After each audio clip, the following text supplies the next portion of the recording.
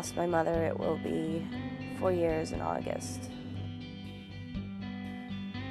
I had a feeling, kind of like a gut suspicion, a few days after it happened, and I had a friend of mine drive me back to my house because I just recently moved out, and I told her to wait in the car because I just kind of had a feeling at the bottom of the driveway, and I went into the house and I found her myself.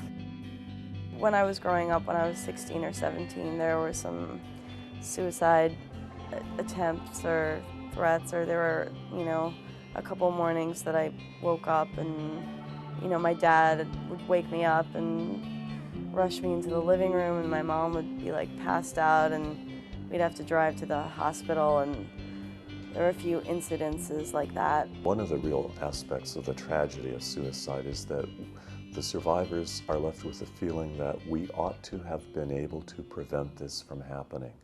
But of course the reality is that we can't, or we've tried. And someone who's really determined to end their life is probably going to be able to do it regardless of how much intervention the loved ones attempt to make. Pretty much as far back as I can remember, she was really sick, bedridden. I know she had lupus, which is something I don't know that much about, and I know that even doctors don't know that much about it. It can always take the form of other symptoms, and so people don't really know how to treat it.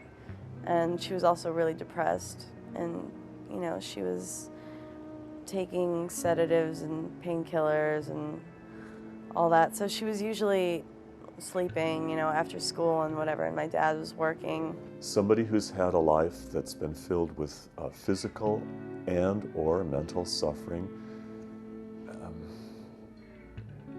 it leaves the mourners with the feeling that not only was the death tragic, but the life leading up to the death was so tragic. And it's a feeling of double helplessness. And it really compounds the sense of loss, and it really makes for very often what we call a complicated grief. I would start going back to Connecticut, which was where my parents lived, and my dad had left home.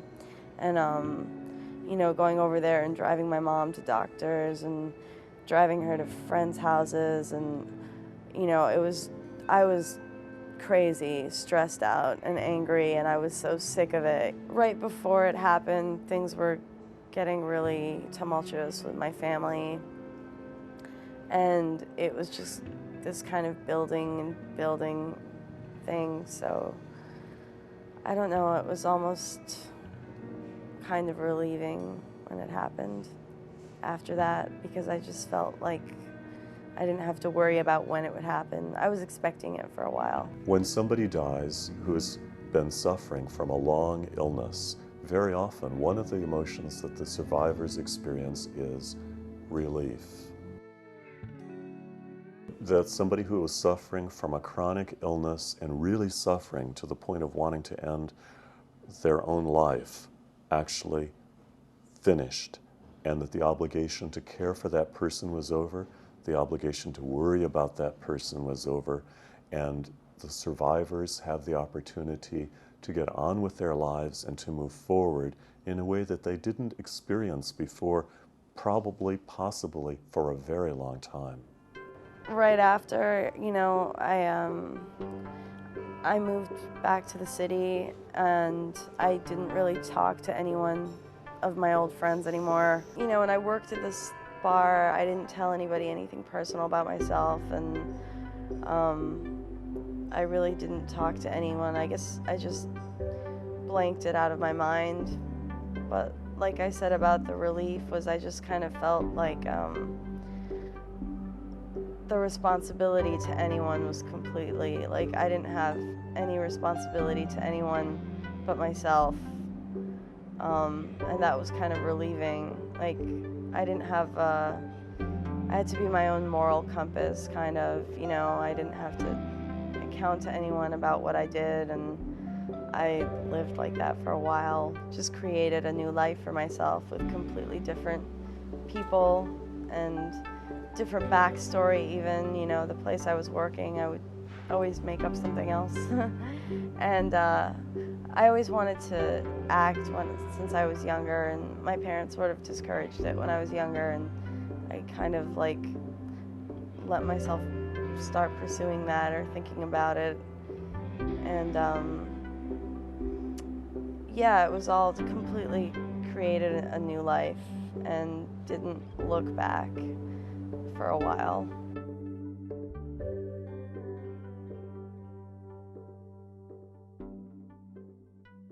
I think it's not unusual for people to try to make a clean break when they've lost a loved one and really turn over a new chapter of their lives.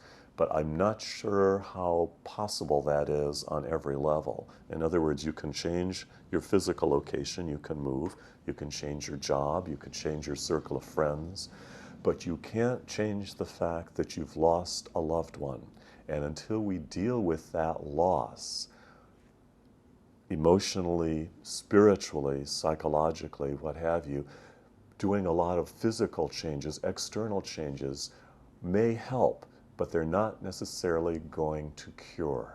I've been very independent and just, working on my own life and making that good and stuff, but, I don't want to run away from my family or my past, and I don't really know how to reconcile that with what I'm doing now. It does feel good to grieve and cry about it, but I guess I still don't know, where it's, like, what I'm getting from it. People say it's healthy and everything, but it doesn't seem to get better, to be honest. I do get, emotional and really angry at really inappropriate things sometimes, and I think that that's common to, this kind of situation. Like, if you're really angry about something and you don't deal with it, it's better now than it was a couple of years ago or right after it happened or even before, but like people I'm really close to, I'll just lash out and become almost like I'm watching myself and saying things that I don't. I realize as I'm saying this makes no sense and it's completely stupid and it's unfair. And my mother would do that. She'd have these like fits of anger a lot. And I realized that I'm recreating these situations. My mom was someone who was also very up and down. Like, she was sick for a lot of when I remember her, but when she wasn't, when she was feeling good, she was just this ray of sunshine, and she was beautiful. She was really, very sophisticated and with literature and music and film, and I think the one who got me interested in all that stuff. I think that there's a beauty to it and to everybody's life story, and all the sadness and everything that goes with it. I think it's necessary for I feel like I'm very happy a lot, and there are two extremes, but I'm not, I don't regret it. I don't wish it hadn't happened. I don't feel guilty or unlucky or like I was dealt a rough hand. I think I've been blessed in a lot of ways too. And yeah, I definitely look at it as a part of life, and I think the only thing that's really, I can intellectualize it to death, but the only thing that I can't really think my way out of is just missing my mom and wondering what it would be like if she were around and, doing things that I think she'd be proud of.